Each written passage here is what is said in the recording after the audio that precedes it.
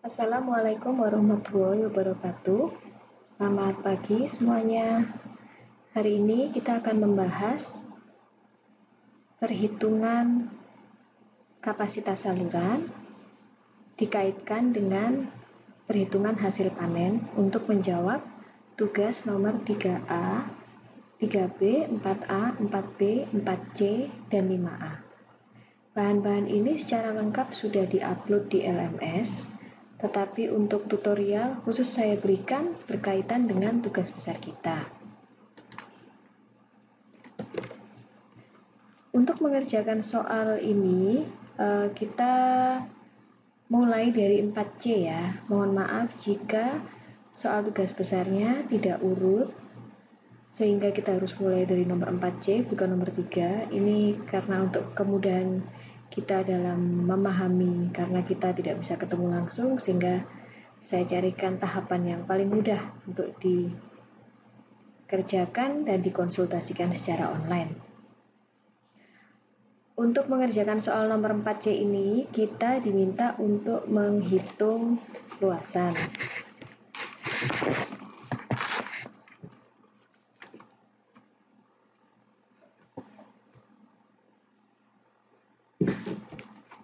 Saya buka dulu tugas besarnya. Ya, 4C adalah skenario pengaturan pola tanam dan luasannya. Ya, jadi sebelum mengerjakan nomor 4C, skema ini harus sudah betul dulu. Ya. Nah, ini saya ambilkan contoh skema dari salah satu pekerjaan teman Anda yang sudah betul. Jadi, dia membagi daerah irigasi menjadi 4 petak dengan luasan masing-masing seperti yang tertera di sini ya. Mudah-mudahan cukup jelas tulisannya. Penamaannya pun juga sudah betul. Jadi M1, S1, B1, dan S2.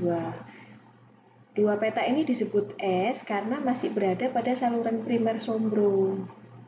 Sedangkan yang ke kiri ini Makawa dan Bau-Bau sehingga diberi nama M dan B, begitu ya. Lalu kita diminta untuk mengatur pola tanamnya. Ya. Seperti yang ada di soal, ada penjelasan bahwa kita punya dua pola tanam ya, yaitu yang padi dan yang palawija. Ini saya ambilkan contoh untuk alternatif A, yaitu padi rendeng, padi biasa, kemudian jagung dan kedelai. Lalu di soal juga ada keterangan bahwa minimal luas padi adalah 60%. Ya. Nah, luasan yang masing-masing ini harus kita hitung dulu totalnya. Lalu kita tentukan 60%-nya itu berapa yang menjadi luas minimal ya. Mengapa irigasi itu harus ada luas minimal untuk padi? Hal ini karena padi merupakan komoditas pokok. Jadi, kalau tidak dikendalikan dalam jumlah minimal, maka luas padi ini akan lebih menguntungkan jika ditanami palawija atau jenis tanaman keras lain. Tetapi tidak bisa seperti itu karena kita tetap harus menanam padi sebagai kebutuhan pokok. Karena itu dikendalikan luasnya minimal 60%. Baik, mari kita lihat. M1 luasnya 88,37. S1 luasnya 74,66.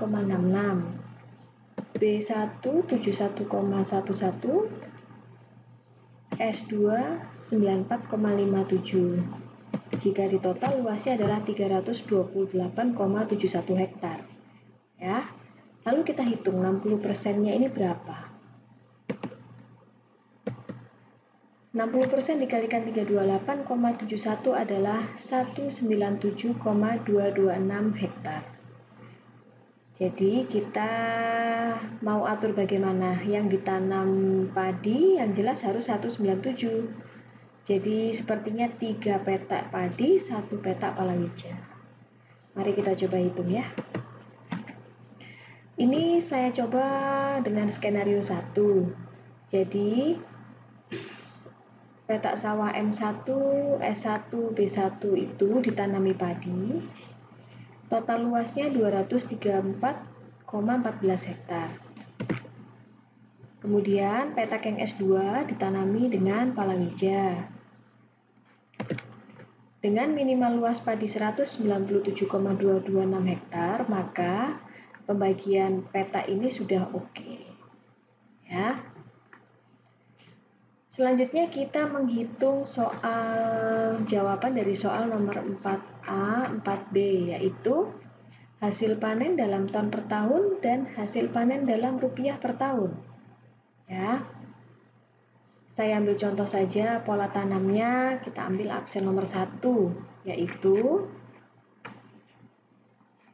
padi rendeng padi biasa, lalu jagung kedelai. Ya, kita tulis di dalam tabel ini, padi rendeng ini hasil panennya berapa sesuai dengan yang di soal ya, 8 ton per hektar. Harga jualnya adalah 4 juta rupiah per ton. Padi biasa 8 ton per hektar, harga jualnya pun juga sama. Jagung, hasil panennya 11 sesuai dengan yang di soal, dan harga jualnya 2 juta rupiah per ton sesuai dengan soal. Demikian pula dengan yang kedelai ya. Kemudian kita masukkan luas yang sudah kita bagi tadi. Padi rendeng dan padi biasa ini tanamannya kan bergantian. Yang rendeng ya tentu saja di musim rendeng, dan biasa adalah di musim yang di luar rendeng ya. Sehingga luasnya tetap sama. Ini sudah kita hitung tadi untuk padi rendeng dan padi biasa 234,140. Yang jagung palawija itu 94,57, demikian pula dengan kedelai. Ya. Lalu kita hitung berapa hasil panennya. Caranya gampang aja, yaitu hasil panen dalam ton per hektar dikalikan harga jual dalam juta rupiah per ton dikalikan dengan luasnya. Jadi 8 dikalikan 4 dikalikan 234 sama dengan 7.492,48. Ini langsung kita tarik copy saja rumusnya. Lalu kita total sehingga diketahui hasil akhirnya panen skenario 1 adalah 17.822,060 juta rupiah atau 17 miliar ya kurang lebih. Nah, ini nanti akan kita simulasikan. Selanjutnya kita akan merancang kapasitas saluran. Ya, kalau kita sudah mendesain masing-masing petak sawah itu penanamannya seperti apa, lalu kita akan hitung berapa sih kapasitas yang harus kita siapkan supaya airnya cukup untuk melayani tanaman-tanaman tersebut. Ya, ini saya perkenalkan dulu yang sebuah variabel yang penting dalam irigasi, yaitu efisiensi. Efisiensi ini adalah sejumlah air yang disediakan pada irigasi untuk mengantisipasi kehilangan dari pengambilan atau intake sampai ke petak sawah. Hilangnya karena apa saja nanti kita diskusikan di kelas ya. Yang jelas nilai efisiensi ini memberikan sejumlah air untuk cadangan ya. Jadi kalau yang dibutuhkan 1 liter per detik per hektar, kita tidak boleh menyediakan di saluran itu hanya persis 1 liter per detik per hektar. Tetapi harus kita sediakan sekian persen untuk cadangan. Bisa 1,2, bisa 1,3 gitu ya. Nilainya untuk petak tersier itu efisiensinya 85 sampai 77,5. Petak sekunder 92,5 sampai 87,5%. Petak primer 92,5 sampai 87,5%. Cara menghitung debit di saluran jika kita sudah mempertimbangkan efisiensi adalah NFR dibagi efisiensi. NFR dalam satuan liter per detik per hektar harus kita kalikan dulu dengan luas supaya bisa mendapatkan debit dengan satuan meter kubik per detik atau liter per detik.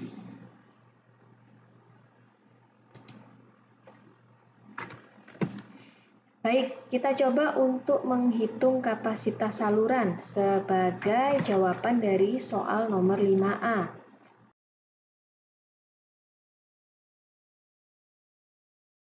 Kita gunakan tabel kapasitas saluran, nanti bisa diunduh di LMS ya. Pertama kita tulis dulu salurannya sesuai dengan sistem jaringan irigasi yang sudah kita buat ya. Mulai dari hilir ke hulu, jangan dari hulu ke hilir, dari hilir dulu. BB1, BS2 ini ya. Kemudian BS2, BS1.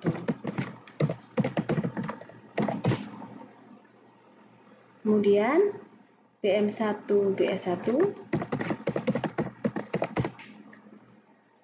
Lalu BS1 intik. Ini ya, BS1 intik. Ya. Terus kita tulis titik bawah atasnya. Titik ini bawahnya adalah BB1, atasnya BS2.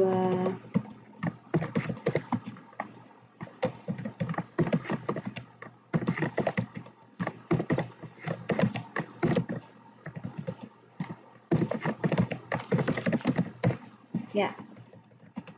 Lalu jenis salurannya. Ini sekunder-sekunder, primer-primer. BS2, BS1, primer. Ya. Lalu luasnya. Luasnya kita sesuaikan dengan hitungan luas kita. Ini yang dilayani oleh BB1 BS2 ini kan sawah B1. Luasnya adalah 71,11. Yang dilayani oleh saluran ini, salurannya adalah S2. Jadi 94,57. Ya.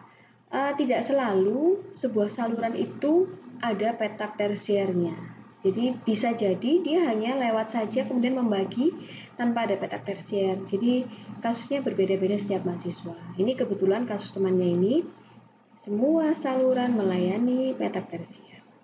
Semua bangunan melayani petak tersier. Ada 4 seperti ini. Ya, saya tulis dulu luasnya.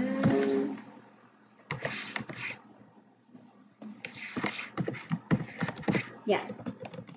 Lalu tanamannya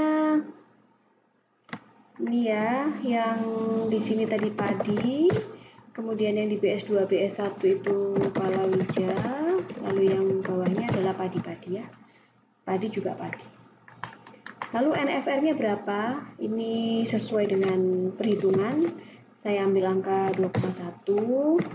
Sudah didapat dari perhitungan sebelumnya ya. Kalau padi 2,1 liter per detik per hektar, kalau palawija 1,8. Lalu efisiensi. Tadi kita sudah memilih angka bahwa kalau tersier kita pakai 80%, sekunder dan primer 90%. Ya. Nah, di saluran sekunder ini kehilangan yang ada adalah saluran tersier itu sendiri dan di bawahnya maksudnya ya petak tersier ini dan saluran sekunder itu sendiri. Jadi kita harus menulis 2 kali. 80%-nya untuk tersier ditambah dengan 90% untuk sekunder. Jadi nilainya sama dengan 80% dikali dengan 90%. Sama dengan 72%. Lalu yang BS2, BS1 ini kan salurannya primer ya, tetapi di bawahnya ada saluran petak tersier. Jadi 80% tersier dan 90% primer. Mengapa yang sekunder ini nggak dihitung? Karena kan sudah dihitung di atasnya. Ya. Ini karena sama-sama 80-90 saya copy aja ya. Terus, ini yang bawah nanti caranya sama, nanti Anda teruskan sendiri. Sekarang debit kita hitung ya, sama dengan NFR dikali luas dibagi efisiensi. Langsung kita kalikan aja. NFR dikali luas dibagi efisiensi. Ya, maaf. Nah, ini kan masih liter per detik. Jadi harus kita bagi lagi 1000. Ya, rumusnya saya copy ke bawah. Terus, saluran di bawahnya sekarang kita data. Di bawahnya BB1, BS2 ada nggak saluran lagi? Bukan petak tersier ya, saluran. Nggak ada ya, berarti kita tulis strip. Lalu yang BS2, BS1 ini, adakah saluran di bawahnya? Ada, yaitu ini kan BB1, BS2. Ya. Nah, debit dari saluran di bawahnya ini kita hitung, kita tulis. Ini karena di bawahnya nggak ada saluran, berarti kita langsung isi 0. Yang ini, karena ada saluran, berarti harus kita isi angkanya. Ini kita hitung dulu ya. Kapasitas saluran sama dengan saluran yang dihitung untuk diri sendiri, ditambah dengan Q dari saluran di bawahnya. Ketemu angkanya 0,207. Saluran BB1 BS2 ini kan masuk ke BS2 BS1. Seperti ini ya. Seret. Jadi saluran di bawahnya ngambil dari sini. Kapasitasnya sama dengan rumus tadi, di copy saja. Ya. Gimana, bisa dipahami? Nanti kalau ada pertanyaan bisa ditanyakan lewat forum diskusi ya. Baik, sekarang kita lanjut ke BM1 BS1. Kondisinya kan sama dengan ini. Saya copy aja ya rumusnya.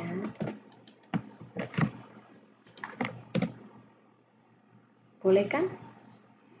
Nah, yang agak beda adalah BS1 ke bendung.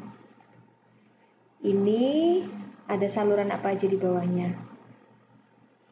Ada petak, kehilangan petak ini, dan saluran primer itu sendiri. Jadi saya copy dari BS2 BS1 ya, sama ya. NFR-nya juga boleh di copy. Nah, saluran di bawahnya ini yang kita harus lihat satu-satu. Apa yang ada di bawah BS1 intake? Ada saluran BM1 BS1, BM1 BS1, dan apa? Ini kan di bawahnya juga BS2 BS1. Jangan menyebutkan saluran itu yang tinggi dulu baru yang rendah ya. Jadi harus yang rendah dulu baru yang tinggi. Sudah, BM1 BS1 dan BS2 BS1. Oke, saluran di bawahnya itu adalah debit dari BM1 BS1 dan BS2 BS1 seperti ini. Jadi langsung kita jumlahkan BS2 BS1 ditambah 1 BS1.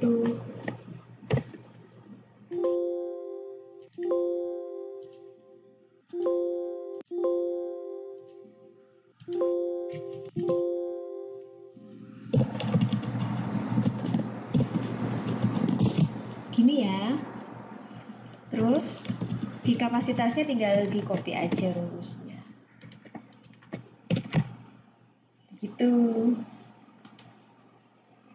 Sampai di sini penjelasan tentang kapasitas saluran, semoga bisa dipahami.